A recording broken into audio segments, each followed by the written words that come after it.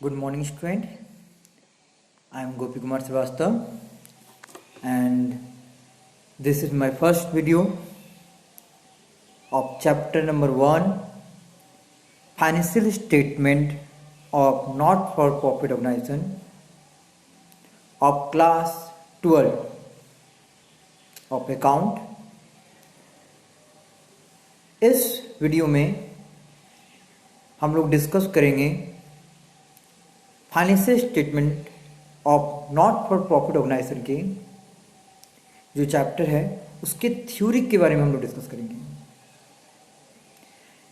जितने भी थ्योरी हैं वी डिस्कस ऑल, सबको डिस्कस करेंगे। तो स्टार्ट करते हैं। सबसे पहले meaning of the key terms used in the chapter. जो मेन टर्म होते हैं चैप्टर में हम लोग उसको डिस्कस करेंगे। जैसे पहला टर्म जो है हमारा वो है not for profit organisation, not for profit organisation, और ये चैप्टर का नाम भी है। चलिए इसके बारे में समझते हैं कि आखिर ये नॉट फॉर प्रॉफिट ऑर्गेनाइजेशन क्या है। तो आप देख सकते हैं यहाँ पे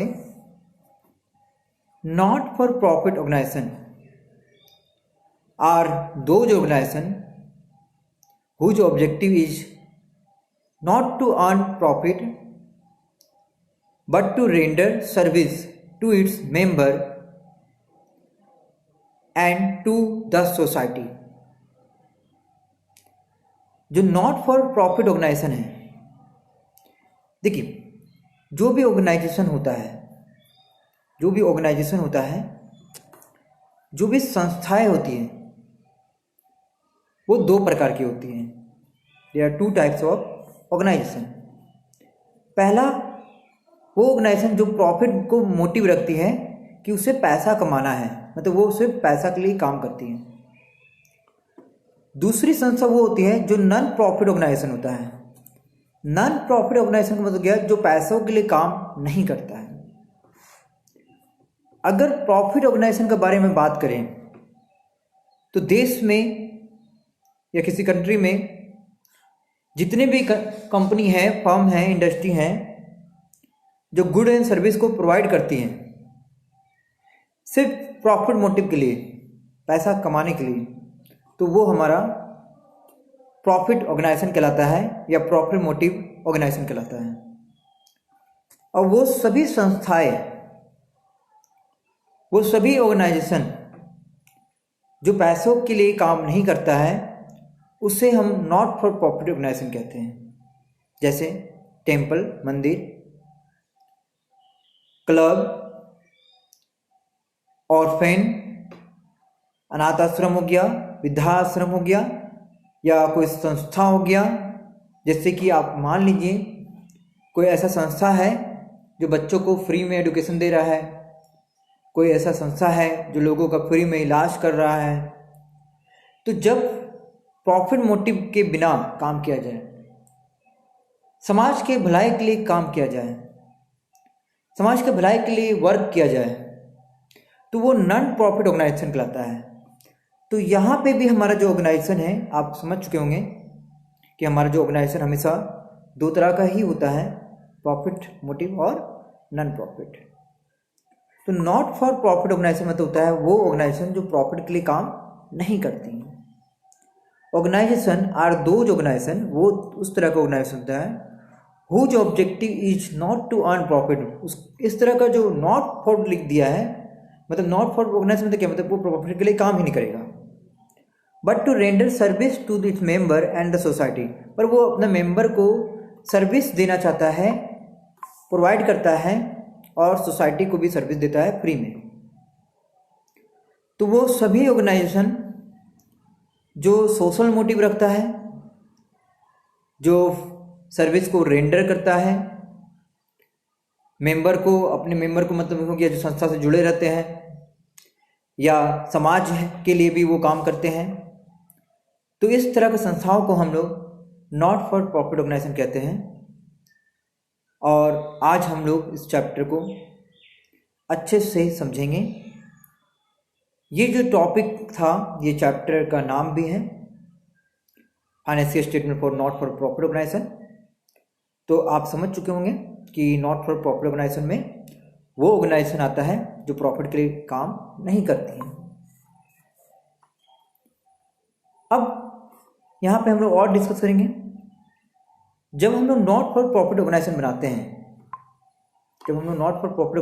हैं, तो कोई भी संस्था जब नॉट फॉर प्रॉफिट ऑर्गेनाइजेशन बनाती है तो उसको एक अकाउंट को प्रिपेयर करना पड़ता है जिसका नाम होता है रिसिप्ट एंड पेमेंट अकाउंट।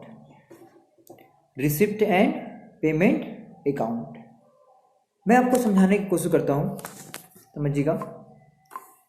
इस नॉट फॉर प्रॉफिट ऑर्गेनाइजेशन में कंपनी ऑलरेडी प्रिपेयर करती है, और जब भी आप क्वेश्चन बनाएंगे इस चैप्टर का तो आपको कंपनी जो है receipt and payment account already provide कर देगा। कंपनी में साफ साफ लिखा रहेगा क्या जो संस्था है, जो ऑर्गेनाइजेशन है, उसने क्या रिसिप्ट किया, क्या पेमेंट किया, मतलब उसके पास कहाँ कहाँ से पैसा आ रहा है, कहाँ कहाँ पैसा जा रहा है। तो कोई भी संस्था जो होती है, जो भी ऑर्गेनाइजेशन होता है, वो क्या क्या रिसिप्ट उसके पास आता है। जैसे कि कोई उसको डोनेशन दे दिया, कोई उसको चैरिटी दे दिया, इस तरह की संस्था को कोई सब्सक्रिप्शन दे दिया। सब्सक्रिप्शन का मतलब यहाँ पे होता है चंदा, या कोई फंड, जो संस्था है उसने खुद से फंड कलेक्ट कर लिया। जो संस्था है वो बहुत तरीके से पैसा को रिसीव कर सकता है, फंड के थ्रू, डोनेशन के थ्रू, चैरिटी के थ्रू। तो इस प्रकार से कोई भी फर्म, जो संस्था होता है, जो ऑर्गेनाइजेशन होता है नॉट फॉर प्रॉफिट ऑर्गेनाइजेशन, वो बेसिकली प्रॉफिट पैसा कमाता नहीं है, वो फंड कलेक्ट करता है, उससे लोग डोनेशन देते हैं, चैरिटी देता है, सब्सक्रिप्शन देता है, चंदा देता है। इस प्रकार से संस्था है हमारा, ऑर्गेनाइजेशन जो है वो चलता है। और संस्था इसको बहुत तरह का खर्च भी करता है। जैसे कि मैंने आपको बताया कि रिसिप्ट क्या क्या है, अब मैं बताऊंगा कि पेमेंट क्या क्या है। जैसे कि संस्था में जो लोग काम कर रहे हैं उसको सैलरी दे रहा है, या संस्था जो जिस जमीन पे चल रहा है उसको रेंट दे रहा है। तो इस तरह से बहुत सारा खर्चा है संस्था का। इन सभी खर्चा को हम लोग डिस्कस करेंगे, सबको समझेंगे। तो आप समझ चुके होंगे रिसिप्ट एंड पेमेंट अकाउंट में बेसिकली जो है किसी भी नॉन प्रॉफिट ऑर्गेनाइजेशन का क्या क्या रिसिप्ट है और क्या क्या पेमेंट है वो दिखाया जाता है। इसे और भी क्लियर हम लोग समझते हैं। आप देख सकते हैं यहाँ पे लिखा है receipt in the payment account is a summary of cash. बिल्कुल सही यहाँ लिखा गया है कि रिसिप्ट इन पेमेंट अकाउंट क्या है, कैश का समरी है, and the bank transaction prepare at the end of accounting year. मतलब यहाँ पे ये बोला गया है कि रिसिप्ट जो पेमेंट अकाउंट है वो समरी है, कैश एंड बैंक ट्रांजैक्शन का एक रिकॉर्ड है अकाउंटिंग पीरियड का। मतलब एक साल के अंतर्गत आपको जो भी इनकम हो रहा है, जो भी एक्सपेंडिचर हो रहा है, जो भी आप रिसीव कर रहे हैं, जो भी आप पेमेंट कर रहे हैं, उन सब का रिकॉर्ड एक summaries wise receipt and payment account में होता है। और ये हर साल मेंटेन करते हैं, इसको इसलिए यहाँ पे अकाउंटिंग पीरियड बोला गया है। It record all receipt and payment whether of revenue और कैपिटल नेचर। यहाँ पे ये कहा जा रहा है, बताया जा रहा है कि ये हर तरह का रिसिप्ट और पेमेंट को, ट्रांजैक्शन को रिकॉर्ड करता है जब हम लोग रिसिप्ट एंड पेमेंट अकाउंट को देखते हैं। और यहाँ पे मैटर नहीं करता है कि वो रेवेन्यू नेचर का है या कैपिटल नेचर का है, and the irrespective of the period which they related. तो यहाँ पे हमें सबसे पहले समझना पड़ेगा, हम तो ये समझ चुके हैं हम लोग सब कुछ कि सभी कि रिसिप्ट एंड पेमेंट में जो संस्था है बहुत चीज़ों को रिसिप्ट करती है और पेमेंट करती है, बट रेवेन्यू रिसिप्ट क्या है, कैपिटल रिसिप्ट क्या है, या रेवेन्यू नेचर क्या है, कैपिटल नेचर क्या है, चलिए उसकी भी हम लोग थोड़ा सा डिस्कस कर लेते हैं। अगर बात रेवेन्यू का किया जाए तो रेवेन्यू का मतलब देखिए क्या होता है। देखिए रेवेन्यू पहले दो तरह का होता है, एक बोलते हैं रेवेन्यू रिसिप्ट और एक बोलते हैं कैपिटल रिसिप्ट। कैपिटल रिसिप्ट, पहले ये दोनों में अंतर समझिए। देखिए रेवेन्यू रिसिप्ट और कैपिटल रिसिप्ट में क्या अंतर होता है। रेवेन्यू रिसिप्ट का मतलब होता है रेकरिंग नेचर ऑफ रिसिप्ट, जो संस्था को बार बार मिले। जैसे एक संस्था को बार बार जो मिलता है वो सब्सक्रिप्शन होता है। जैसे चंदा, चंदा के बिना, चैरिटी के बिना, डोनेशन के बिना कोई भी संस्था चल नहीं सकता, कोई भी संस्था नहीं चल पाएगा। तो वो जो रिसिप्ट संस्था का बार बार होगा, सब्सक्रिप्शन हो जाए, डोनेशन हो जाए, चैरिटी हो जाए, किसी प्रकार का और भी इनकम हो जाए, एडवर्टाइजमेंट से इनकम हो जाए, फंड से इनकम हो जाए, ये सभी रेवेन्यू रिसिप्ट कहलाता है, सिर्फ फंड को छोड़कर, क्योंकि फंड कैपिटल रिसिप्ट में आता है।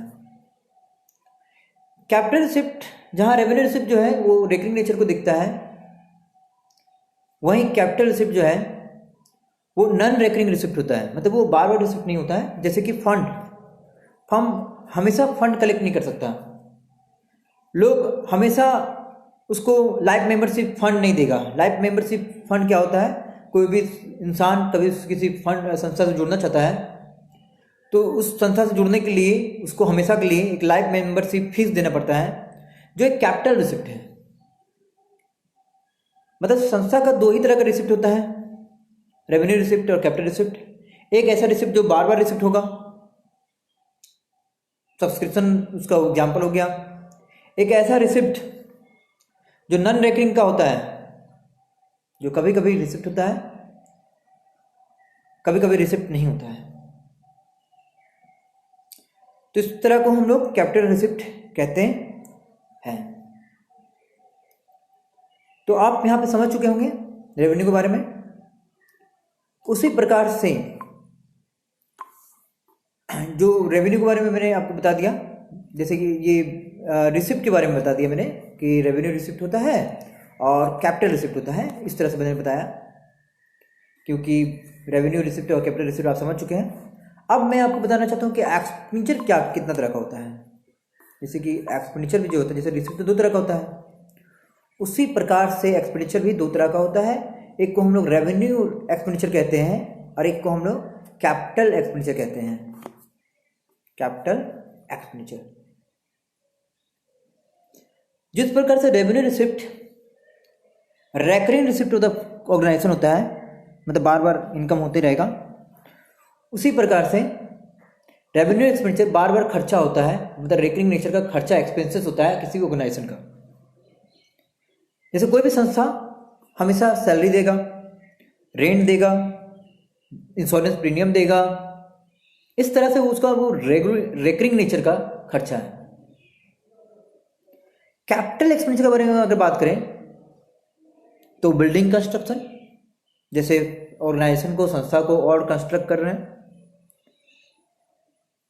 कैंटीन बना रहे हैं, प्लेग्राउंड बना रहे हैं, स्पोर्ट एरिया बना रहे हैं, तो ये जब बड़ा खर्चा लगता है नॉन रेकरिंग का, उसे कैपिटल एक्सपेंडिचर बोलते हैं। जो वर्ड रेवेन्यू है आप हमेशा याद रखिएगा, रेवेन्यू नेचर का मतलब रेकरिंग नेचर का होता है। अगर रिसिप्ट लिखा रहेगा तो बार बार रिसिप्ट करेंगे आप, अगर एक्सपेंडिचर लिखा रहेगा तो बार बार एक्सपेंडिचर करेंगे। वहीं कैपिटल रिसिप्ट लिखा रहेगा तो बार बार रिसिप्ट आप नहीं करेंगे, मतलब नॉन रेकरिंग नेचर का होगा। वही कैपिटल एक्सपेंडिचर रहेगा, मतलब कि आप वहां पे अपने संस्था को आगे बढ़ा रहे हैं, खर्च कर रहे हैं। तो आप अच्छे से समझ गए होंगे इसको। अगला यहां पे है इनकम एक्सपेंडिचर अकाउंट। एग्जाम में क्वेश्चन हमारा जो होता है वो बिल्कुल रिसिप्ट एंड पेमेंट अकाउंट आपको दिया जाता है, एक समरी प्रोवाइड किया जाता है, और उस रिसिप्ट एंड पेमेंट से हम लोग इनकम और एक्सपेंडिचर अकाउंट को क्रिएट करते हैं। मतलब इसमें आपको जो बनाना होता है, प्रिपेयर करना होता है, आंसर शीट जो बनाना होता है वो रिसिप्ट एंड पेमेंट अकाउंट के बाद बनाना होता है। रिसिप्ट एंड पेमेंट अकाउंट को आप क्वेश्चन मान सकते हैं, उससे हम लोग आंसर बनाते हैं इनकम और एक्सपेंडिचर अकाउंट का। हम लोग फॉर्मेट बनाते हैं जिसमें एक तरफ हम लोग एक्सपेंडिचर को दिखाते हैं और एक तरफ हम लोग इनकम को दिखाते हैं, और इसको हम लोग नाम देते हैं इनकम एंड एक्सपेंडिचर अकाउंट। एक तरफ डेबिट लिख देते हैं, एक तरफ क्रेडिट लिख देते हैं, रुपीस। मतलब हमने जितना भी रिसिप्ट किया उसे हम लोग इनकम साइड में दिखा सकते हैं, जितना भी पेमेंट किया उसे हम लोग एक्सपेंडिचर साइड में दिखा सकते हैं। तो बेसिकली यहाँ पे कितना तरह का फॉर्मेट बनता है वो भी हम लोग देख लेते हैं, समझ लेते हैं। देखिए, आपको एनपीओ में मतलब नॉट फॉर प्रॉफिट ऑर्गेनाइजेशन में इनकम एक्सपेंडिचर अकाउंट बनाना है, साथ में 2 बैलेंस शीट बनाना है। एक को हम लोग ओपनिंग बैलेंस शीट बोलते हैं, दूसरा को हम लोग क्लोजिंग बैलेंस शीट कहते हैं, और ये आपको क्वेश्चन में बनाना है। ये चैप्टर बिल्कुल क्लास 11 के जो फाइनेंशियल स्टेटमेंट है उससे उसका जैसा ही है, सिमिलर है। अंतर बस छोटा सा है कि वो प्रॉफिट मोटिव के लिए काम करता है और ये नॉन प्रॉफिट ऑर्गेनाइजेशन काम करता है, मतलब प्रॉफिट के लिए काम नहीं करती है। उसी प्रकार से अब हम डिस्कस करेंगे सरप्लस के बारे में। पहले थोड़ा सा डिस्कस कर लेते हैं हम लोग इनकम एक्सपेंडिचर के बारे में और भी अच्छे से। तो देख सकते हैं यहाँ पे इनकम एक्सपेंडिचर अकाउंट में मैं डिस्कस कर रहा हूँ। Income expenditure account is the summary of income and expenditure of the year. मतलब आपने एक साल के अंदर क्या खर्चा किया, क्या इनकम हुआ, उसका एक समरी है। It is like profit and loss account. बिल्कुल ये प्रॉफिट एंड लॉस अकाउंट के जैसा है, जहाँ जो कि आप फाइनेंशियल स्टेटमेंट में बनाते थे क्लास 11 में। It show the surplus and deficit. जहाँ फाइनेंशियल स्टेटमेंट में ग्रॉस प्रॉफिट ग्रॉस लॉस दिखाते थे, वहीं यहाँ पे सरप्लस और डेफिसिट दिखाया जाता है। जहाँ पे आप ग्रॉस प्रॉफिट और जीपी दिखाते थे, जीएल और जीपी, वहीं आप सरप्लस दिखाएंगे और यहाँ पे आप डेफिसिट दिखाएंगे। देखिए, ये जो संस्था है, ऑर्गेनाइजेशन है, नॉन प्रॉफिट ऑर्गेनाइजेशन है, एनपीओ है, तो ये प्रॉफिट नहीं लिख सकता, इसलिए ये सरप्लस और डेफिसिट लिखता है। सरप्लस मतलब इसके फायदे और डेफिसिट मतलब इसका नुकसान। अगर फाइनेंशियल स्टेटमेंट रहता था तो हम लोग ग्रॉस प्रॉफिट ग्रॉस लॉस लिखते थे फाइनेंशियल स्टेटमेंट में, बट एनपीओ में कभी भी ग्रॉस प्रॉफिट ग्रॉस लॉस नहीं लिखा जाता है। यहाँ पे हमेशा आपका सरप्लस और डेफिसिट को ही दिखाया जाता है। It is prepare on accurate basis of accounting. ये जो इनकम एक्सपेंडिचर अकाउंट है इसे हम लोग एक्यूरेट बेसिस ऑफ अकाउंटिंग के हिसाब से बनाते हैं। चलिए और डिस्कस करते हैं कि आखिर सरप्लस क्या है। Excess of income over expenditure of a not for profit organisation is term as surplus. मान लीजिए जब आप इनकम एक्सपेंडिचर अकाउंट बना रहे हैं, इनकम और एक्सपेंडिचर अकाउंट बना रहे हैं और आपका इनकम ज़्यादा है, खर्च कम है, तो आपको डेफिनेटली सरप्लस होगा, मतलब फ़ायदा होगा क्योंकि इनकम ज़्यादा है। वहीं आपका एक्सपेंडिचर ज़्यादा हो गया तो आपको वहाँ पे डेफिसिट हो जाएगा, मतलब नुकसान हो जाएगा। तो एक छोटा सा अंतर है सरप्लस का और डेफिसिट का, जिस प्रकार से आपका ग्रॉस प्रॉफिट और ग्रॉस लॉस होता है। अब हम लोग डिस्कस करने वाले हैं अमाउंट सब्सक्रिप्शन के बारे में। देख सकते हैं यहाँ पे आप सब्सक्रिप्शन के बारे में मैं दिखा रहा हूँ आपको। जो हमारा सब्सक्रिप्शन है, जिसको हम लोग हिंदी में चंदा कहते हैं। Amount receive on the annual basis at the time of renewal of the membership by a non profit organisation is a subscription. वो अमाउंट जो हमेशा रिन्यूअल करता है मेंबरशिप को, उसे हम लोग नॉट फॉर प्रॉफिट ऑर्गेनाइजेशन कहते हैं। नॉट फॉर प्रॉफिट ऑर्गेनाइजेशन के लिए किया जाता है, जिसको हम लोग सब्सक्रिप्शन कहते हैं। जैसे मान लीजिए समझिएगा, मान लीजिए आपको संस्था से जुड़े हैं, वहाँ पे आप एक लाइफ मेंबरशिप फीस दे चुके हैं और लाइफ मेंबर बन चुके हैं उसके, उस संस्था में हमेशा जुड़ के काम करना चाहते हैं, तो आपको हमेशा सब्सक्रिप्शन देना पड़ेगा। हर साल हर महीना जिस प्रकार से भी उस संस्था का रूल रेगुलेशन होगा, उस प्रकार से आपको चंदा उस संस्था को बार बार देना है, ताकि आपका मेंबरशिप जो है बना रहे।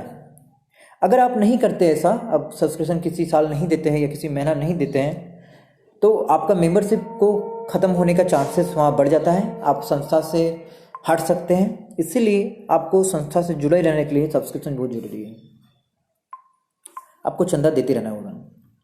फिर हम लोग डिस्कस करेंगे लेगेसी के बारे में। Legacy is the amount receive by an organisation from the deceased person under his will.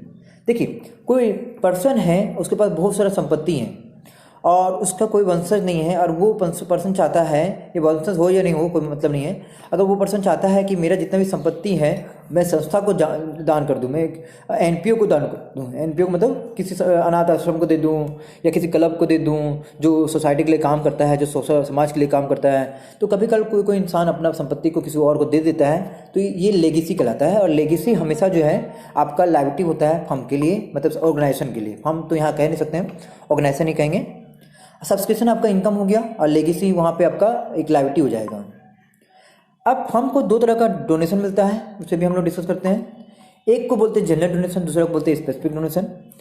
देखिए, जनरल डोनेशन क्या होता है? When the donor does not specify any condition for using the amount of donation is known as general donation. मान लीजिए किसी संस्था को donation मिलता है और कुछ कहा नहीं जाता कि आप इसको कहाँ लगाएंगे नहीं लगाएंगे। जैसे मान लीजिए एनपीओ एक संस्था है, अब मैं वहाँ पे आपका पैसा लगा रहा हूँ, मैं पैसा दे रहा हूँ वहाँ पे, ठीक ना, तो मैंने डोनेशन दे रहे हैं और यहाँ पे कोई डिस्कस नहीं कर रहे हैं कि वो पैसा आपको कहाँ लगाना है, तो वो बिल्कुल उस ऑर्गेनाइजेशन के लिए एक जनरल डोनेशन कहलाएगा, मतलब डोनेशन कहलाएगा, एक इनकम कहलाएगा, मतलब उसको वो इनकम मान सकता है, उसका मन जहाँ वो खर्च करे।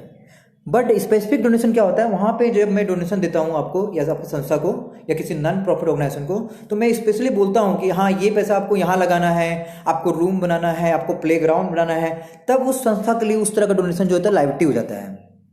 तो आप देख सकते हैं यहाँ पे, if the donation for the specific purpose any for the construction of the room और pavilion it is known an specific donation. मतलब अगर ग्राउंड बनाने के लिए दे दिया या पेविलियन बनाने के लिए दिया गया, मतलब याद रखिएगा। तो इस तरह का जो स्पेसिफिक डोनेशन होता है वो हमेशा लायबिलिटी होता है संस्था के लिए, जो कि बैलेंस शीट में जाएगा, और जनरल डोनेशन हमेशा इनकम होता है जो कि इनकम एक्सपेंडिचर अकाउंट में जाएगा। लायबिलिटी हमेशा बैलेंस शीट में जाता है, आप सभी को पता है, ठीक है। चलिए और डिस्कस करते हैं यहाँ पे। अब हमारे पास है एंट्रांस फीस, जिसको हम लोग एडमिशन फीस भी कहते हैं। अगर आपको किसी एनपीओ में, किसी संस्था में या नॉन प्रॉफिट में मेंबर बनना है या आप वहाँ पे उससे जुड़ना चाहते हैं, तो आपको एक एंट्रांस फीस भी देना पड़ेगा, मतलब एक एडमिशन फीस देना पड़ेगा, एंट्री फीस कह सकते हैं आप उसको। ये संस्था के लिए बिल्कुल एक इनकम होता है। वहीं एक लाइफ मेंबरशिप फीस भी होता है, जहाँ पे it is the amount receive from the member in the lump sum for which he given the membership of the organisation for the whole life. मतलब अगर कोई इंसान किसी संस्था का जिंदगी भर के लिए मेंबर बनना चाहता है तो वो लाइफ मेंबरशिप फीस देगा, ठीक है। तो ये बिल्कुल संस्था के लिए क्या हो जाएगा? लायबिलिटी हो जाएगा। और जहाँ एंट्रांस फीस तो वो इनकम होता है, क्योंकि वहाँ कोई शर्तें नहीं होती हैं, बस एक मेंबर बनने के लिए आपको एक एंट्री फीस देना पड़ता है। फंड बेस्ड अकाउंटिंग क्या होता है ये भी हम लोग समझते हैं।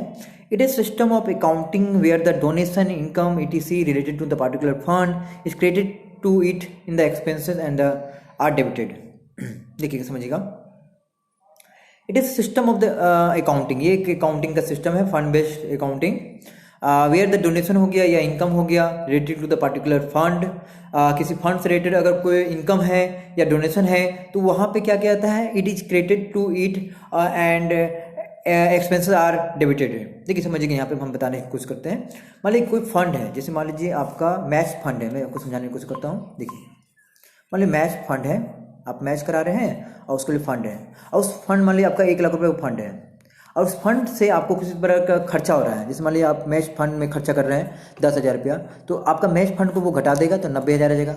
और उस मैच फंड में मान लीजिए आप टिकट बेच रहे हैं, आपको फायदा हो रहा है, 5,000 का टिकट बेच दिए, तो आप उसको जोड़ दीजिए। तो मतलब मैच फंड में क्या करना है? आपको कुछ चीज़ों को जोड़ना है, कुछ चीज़ों को घटाना है। तो ये चीज़ें आप जो है आप बिल्कुल लायबिलिटी साइड में कर सकते हैं, इससे आप एक्सपेंस के रूप में डेबिट कर सकते हैं या क्रेडिट कर सकते हैं। मान लीजिए आपको मैच फंड के बारे में दिया नहीं, सिर्फ मैच एक्सपेंस दिया, तो आप उसको इनकम एक्सपेंडिचर अकाउंट में डेबिट कर दीजिए। और अगर मान लीजिए आप सेल कर रहे हैं मैच टिकट को, तो आप उसको क्रेडिट कर दीजिए। बट जब भी मैच फंड स्पेशली दे दे तो आप उसी में उसको हिसाब किताब करेंगे, मतलब जोड़ेंगे और घटाएंगे, ठीक है। तो इसको हम लोग फंड बेस्ड अकाउंटिंग बोलते हैं।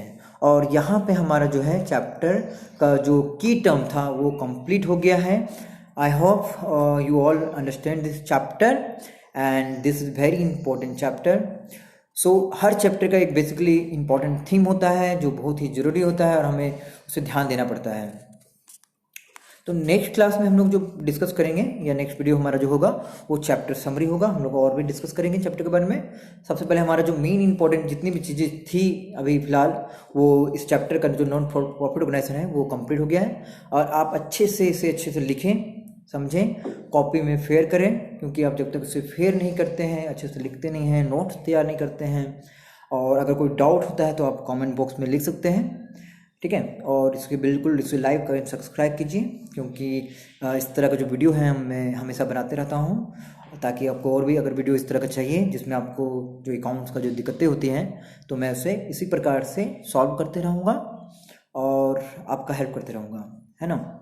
तो बिल्कुल आप इसे लिखें और कोई भी डाउट है तो आप कमेंट बॉक्स में ज़रूर से मेंशन करें, ताकि आपको कोई आने वाले वीडियो में मैं उसके बता सकूं, समझा सकूं। तो thank you, this video is completed, thank you.